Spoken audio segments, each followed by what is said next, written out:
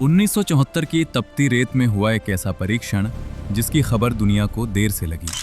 1975 में एक छोटा सा उपग्रह जो अपने देश की जमीन से नहीं बल्कि विदेशी रॉकेट से अंतरिक्ष पहुंचा।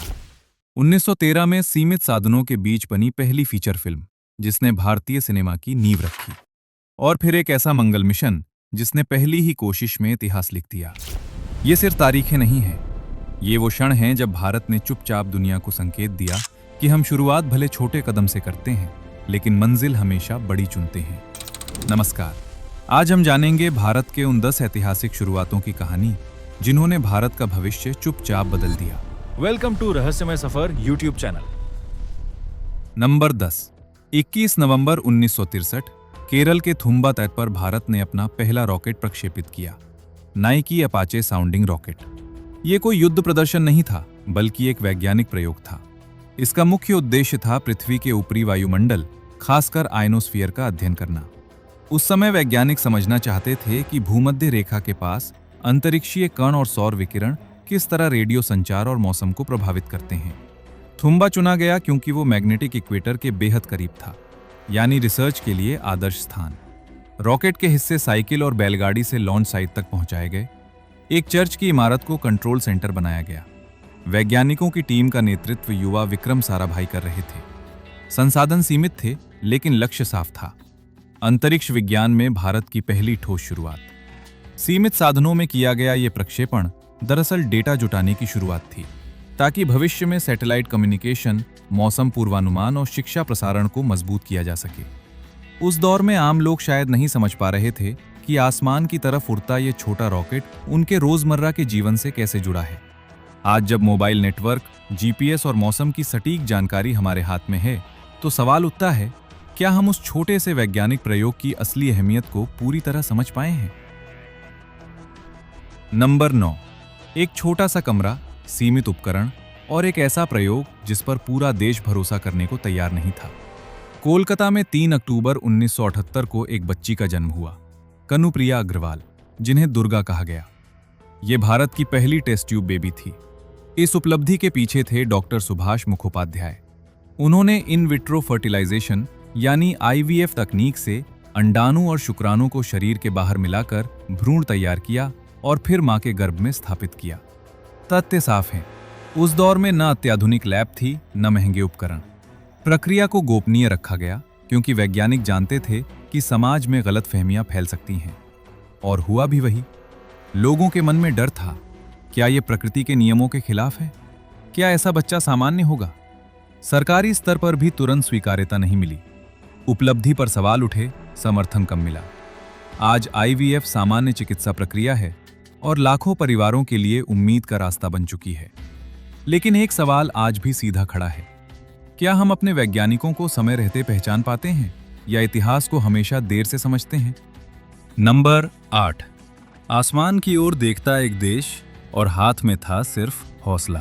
19 अप्रैल 1975 को भारत का पहला उपग्रह आर्यभट्ट अंतरिक्ष में पहुंचा। इसे सोवियत संघ के कॉस्मोस 3M रॉकेट से लॉन्च किया गया, क्योंकि उस समय भारत के पास अपना लॉन्च व्हीकल नहीं था। लगभग 360 किलोग्राम वजन वाला यह सैटेलाइट पूरी तरह भारतीय वैज्ञानिकों ने डिजाइन किया था। इसका उद्देश्य था एक्सरे एस्ट्रोनॉमी, सौर भौतिकी और एरोनॉमी से जुड़े प्रयोग करना, यानी अंतरिक्ष से आने वाली ऊर्जा और विकिरण को समझना। सच ये है कि तब भारत संसाधनों में सीमित था। कई लोग सवाल कर रहे थे, जब देश में गरीबी और विकास की चुनौतियां हैं तो अंतरिक्ष में पैसा क्यों? लेकिन वैज्ञानिकों का मानना था कि सैटेलाइट टेक्नोलॉजी यानी उपग्रह तकनीक भविष्य में संचार, मौसम पूर्वानुमान और शिक्षा को बदल देगी। ये सिर्फ एक मशीन नहीं थी, ये आत्मनिर्भर भारत की पहली कक्षा थी। लॉन्च के कुछ दिन बाद तकनीकी समस्या आई और बिजली आपूर्ति रुक गई, लेकिन मिशन ने शुरुआती डेटा दे दिया था। आज सवाल ये नहीं कि वो उपग्रह कितना चला, सवाल ये है कि क्या हम उतनी ही हिम्मत आज भी दिखा रहे हैं जितनी 1975 में दिखाई थी। नंबर 7। एक भारी भरकम गाड़ी, गोल हेडलाइट और सड़क पर चलता हुआ आत्मविश्वास। यही थी हिंदुस्तान एम्बेसडर, भारत की पहली बड़े पैमाने पर बनी स्वदेशी कार। इसे 1958 में हिंदुस्तान मोटर्स ने लॉन्च किया। इसका design British Morris Oxford series 3 पर आधारित था, लेकिन निर्माण भारत में हुआ। उस दौर में भारत लाइसेंस राज के दौर से गुजर रहा था। विदेशी कारों पर निर्भरता कम करनी थी। एम्बेसडर 1.5 लीटर इंजन के साथ आई और जल्द ही सरकारी अधिकारियों, टैक्सी सेवाओं और आम परिवारों की पहचान बन गई। 1960 से 1980 के दशक तक ये भारत की सबसे प्रमुख कार रही। इसे मजबूत बॉडी, बड़े कैबिन और साधारण मैकेनिज्म के लिए जाना गया। बाद में इसके ईंधन टंकी का साइज भी बदलता रहा और क्षमता 40 लीटर से भी अधिक किया गया। हालांकि इसकी आलोचना भी हुई। लोग कहते थे कि टेक्नोलॉजी अपडेट नहीं हो रही, माइलेज कम है और दुनिया आगे निकल रही है। मगर फिर भी उस समय के भारतीयों के लिए ये सिर्फ कार नहीं थी, ये आत्मनिर्भरता का प्रतीक थी। 2014 में इसका उत्पादन बंद हो गया। आज सवाल ये है, क्या हमने उस दौर की सीमाओं में जन्मी हिम्मत को याद रखा है या हम सिर्फ उसकी धीमी रफ्तार पर हंसते हैं? इतिहास कभी कभी स्पीड से नहीं, साहस से लिखा जाता है। नंबर 6, एक बंद दरवाजा और उसके बाहर खड़ा भारत। 1980 के दशक के आखिर में जब भारत ने सुपर कंप्यूटर खरीदने की कोशिश की तो टेक्नोलॉजी कंट्रोल रिजीम के तहत मना कर दिया गया। साफ कहा गया, ये मशीन आपके लिए नहीं है। यहीं से कहानी मुड़ी। 1991 में पुणे के सीडैक संस्थान ने भारत का पहला सुपर कंप्यूटर बनाया, परम 8000। ये कोई नकल नहीं थी, ये पूरी तरह स्वदेशी डिजाइन था जिसमें पैरेलल प्रोसेसिंग तकनीक का इस्तेमाल हुआ। परम 8000 की कंप्यूटिंग क्षमता लगभग 1 गीगाफ्लॉप थी, जो उस समय दुनिया के कई विकसित देशों की मशीनों को चुनौती दे रही थी। इसका इस्तेमाल मौसम पूर्वानुमान, रक्षा अनुसंधान और वैज्ञानिक सिमुलेशन में हुआ। सीमित बजट, कम समय और बाहरी दबाव, सब कुछ खिलाफ था। लेकिन वैज्ञानिकों ने डर को मोटिवेशन बनाया। उस दौर में लोगों को समझ नहीं आता था कि इतनी तेज मशीन से आम आदमी को क्या फायदा होगा। लेकिन यही सोच आगे चलकर डिजिटल इंडिया की नींव बनी।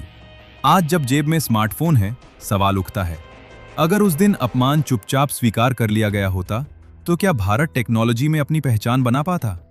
कभी कभी सबसे बड़ी क्रांति ना सुनने के बाद शुरू होती है। नंबर 5, रेगिस्तान की खामोशी और लॉन्च पैड पे खड़ी एक नई पहचान। साल 1988 और दिन था 25 फरवरी, जब भारत ने अपनी पहली स्वदेशी बैलिस्टिक मिसाइल पृथ्वी का सफल परीक्षण किया। ये integrated guided missile development programme IGMDP का हिस्सा थी, जिसकी अगुवाई डॉक्टर APJ अब्दुल कलाम कर रहे थे। पृथ्वी 1 की रेंज लगभग 150 किलोमीटर थी और इसे पारंपरिक वॉरहेड ले जाने के लिए डिजाइन किया गया था। बाद में पृथ्वी 2 और पृथ्वी 3 वेरिएंट भी विकसित हुए, जिनकी रेंज और सटीकता बढ़ाई गई। ये पूरी तरह स्वदेशी तकनीक पर आधारित थी। उस दौर में टेक्नोलॉजी ट्रांसफर पर कई अंतर्राष्ट्रीय प्रतिबंध थे। ऐसे माहौल में मिसाइल गाइडेंस सिस्टम, प्रोपल्शन और कंट्रोल मैकेनिज्म खुद विकसित करना आसान नहीं था। देश के भीतर भी बहस थी, क्या इतनी महंगी रक्षा तकनीक जरूरी है? क्या हम इसके लिए तैयार हैं? लेकिन रणनीतिक सोच साफ थी, सुरक्षा में आत्मनिर्भरता ही असली ताकत है। पृथ्वी सिर्फ एक हथियार प्रणाली नहीं थी, ये तकनीकी आत्मविश्वास की घोषणा थी। आज सवाल यह है, क्या हम समझते हैं कि शांति बनाए रखने के लिए मजबूत तकनीक क्यों जरूरी होती है? इतिहास बताता है, सुरक्षा और विज्ञान साथ चलें तो ही भविष्य स्थिर बनता है। नंबर 4, भीड़ से जाम शहर, हॉर्न की आवाज और उसी जमीन के नीचे बन रही थी एक नई राह। साल 1984, भारत की पहली मेट्रो रेल कोलकाता मेट्रो ने एस्प्लेनेड से भवानीपुर, अब नेताजी भवन, के बीच 3.4 किलोमीटर के दायरे में अपनी पहली सेवा शुरू की। इस परियोजना की योजना 1970 के दशक में बनी थी। ये इसका ऐतिहासिक क्षण था। लेकिन पूरी नॉर्थ साउथ लाइन डमडम से टॉलीगंज, अब महानायक उत्तम कुमार, तक लगभग 16.45 किलोमीटर लंबी थी, जिसे चरणों में बनाकर 1995 तक पूरा किया गया था। और उस समय देश में अंडरग्राउंड टनल टेक्नोलॉजी यानी भूमिगत सुरंग निर्माण का अनुभव बहुत सीमित था। ये भारत की पहली रैपिड ट्रांजिट सिस्टम थी। काम के दौरान पानी का रिसाव, पुरानी इमारतों की नींव और तकनीकी देरी जैसी कई चुनौतियां सामने आईं। लागत बढ़ी, समय बढ़ा, आलोचना भी हुई। लोग कहते थे, क्या ये प्रोजेक्ट कभी पूरा होगा? क्या इतनी बड़ी सुरंगें हमारे शहर संभाल पाएंगे? लेकिन जब पहली ट्रेन चली तो उसने सिर्फ यात्रियों को नहीं, सोच को भी आगे बढ़ाया।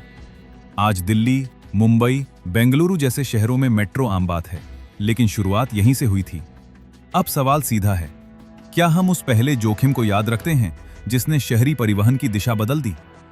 कभी कभी असली क्रांति सड़क पर नहीं, सड़क के नीचे भी जन्म लेती है। नंबर 3, एक पर्दा, कुछ हाथ से बने सेट और एक ऐसा सपना जिसे उस दौर में लोग पागलपन कहते थे। साल 1913 दादा साहेब फाल्के ने भारत की पहली फीचर फिल्म राजा हरिश्चंद्र बनाई। ये एक मूक फिल्म थी, यानी साइलेंट फिल्म, जिसमें आवाज नहीं थी, सिर्फ दृश्य और भाव थे। कहानी पुराणों के सत्यवादी राजा हरिश्चंद्र पर आधारित थी। फिल्म 3 मई 1913 को मुंबई के कोरोनेशन सिनेमा में रिलीज हुई। उस समय भारत में फिल्म निर्माण की कोई स्थापित इंडस्ट्री नहीं थी। कैमरा, प्रोसेसिंग और एडिटिंग सब कुछ सीमित साधनों में हुआ। सबसे बड़ी चुनौती थी महिला कलाकारों का न मिलना। समाज में महिलाओं का फिल्मों में काम करना स्वीकार्य नहीं था, इसलिए पुरुष कलाकारों ने ही स्त्री भूमिकाएं निभाईं। लोगों को डर था, क्या ये नई कला भारतीय संस्कृति को बदल देगी? क्या ये सिर्फ विदेशी चलन की नकल है? लेकिन फाल्के का विश्वास अलग था। वे मानते थे कि सिनेमा भारत की कहानियों को दुनिया तक पहुंचा सकता है। आज भारत दुनिया की सबसे बड़ी फिल्म इंडस्ट्री में से एक है। नंबर 2, 5 नवंबर 2013 श्रीहरिकोटा से एक रॉकेट उड़ा। नाम था PSLV C-25। उसके साथ था भारत का पहला मंगल मिशन, मार्स ऑर्बिटर मिशन, जिसे हम मंगलयान के नाम से जानते हैं। 24 सितंबर 2014 को ये यान सफलतापूर्वक मंगल की कक्षा में पहुंचा। और खास बात, भारत ये उपलब्धि हासिल करने वाला पहला देश बना जिसने पहली ही कोशिश में मंगल ऑर्बिट में प्रवेश किया। इस मिशन की लागत लगभग 450 करोड़ रुपए थी, जो कई अंतर्राष्ट्रीय मंगल मिशनों की तुलना में काफी कम थी। इसका उद्देश्य था मार्स सरफेस और वातावरण का अध्ययन, मीथेन गैस की खोज और डीप स्पेस कम्युनिकेशन यानी गहरे अंतरिक्ष संचार की तकनीक को परखना। ये मिशन भारतीय अंतरिक्ष अनुसंधान संगठन इसरो की इंजीनियरिंग क्षमता की परीक्षा था। लेकिन उस समय सवाल भी उठे, क्या विकासशील देश को मंगल पर पैसा खर्च करना चाहिए? क्या ये जोखिम बहुत बड़ा नहीं है? असफलता की आशंका भी थी। लेकिन जब सिग्नल आया कि यान सफल है, तो वो सिर्फ वैज्ञानिक जीत नहीं थी, वो आत्मविश्वास की जीत थी। नंबर 1, रेगिस्तान की शांत रेत और धरती के नीचे छुपा एक बड़ा रहस्य। 18 मई 1974 को राजस्थान के पोखरण में भारत ने अपना पहला परमाणु परीक्षण किया। इसका कोड नाम था स्माइलिंग बुद्धा। ये एक अंडरग्राउंड न्यूक्लियर टेस्ट यानी भूमिगत परमाणु परीक्षण था। सरकार ने इसे पीसफुल न्यूक्लियर एक्सप्लोजन यानी शांतिपूर्ण परमाणु विस्फोट बताया। उस समय प्रधानमंत्री इंदिरा गांधी थीं और इस मिशन में भारतीय वैज्ञानिकों की अहम भूमिका रही। तथ्य यह है कि परीक्षण पूरी गोपनीयता में किया गया। लगभग 8 किलोटन TNT के बराबर ऊर्जा निकली। दुनिया को इसकी जानकारी बाद में मिली। इसके बाद कई देशों ने भारत पर तकनीकी प्रतिबंध लगाए, लेकिन भारत ने साफ किया कि उसका उद्देश्य आत्मरक्षा और वैज्ञानिक क्षमता को मजबूत करना है। उस दौर में लोगों के मन में डर भी था, क्या इससे युद्ध का खतरा बढ़ेगा? क्या अंतर्राष्ट्रीय दबाव भारत को रोक देगा? लेकिन एक विश्वास भी था कि सुरक्षा में आत्मनिर्भर होना जरूरी है। आज सवाल यह है, क्या ताकत सिर्फ हथियार में होती है या उस फैसले में भी जो दबाव के बावजूद लिया जाए? इतिहास गवाही देता है, कुछ निर्णय देश की दिशा हमेशा के लिए बदल देते हैं। अब ये वीडियो यहीं समाप्त हुआ। वीडियो से कुछ बेहतर जानने को मिला हो तो अपना रिस्पॉन्स जरूर दें। आपके एक रिस्पॉन्स से हमें काफी मदद मिलती है। Thanks for watching.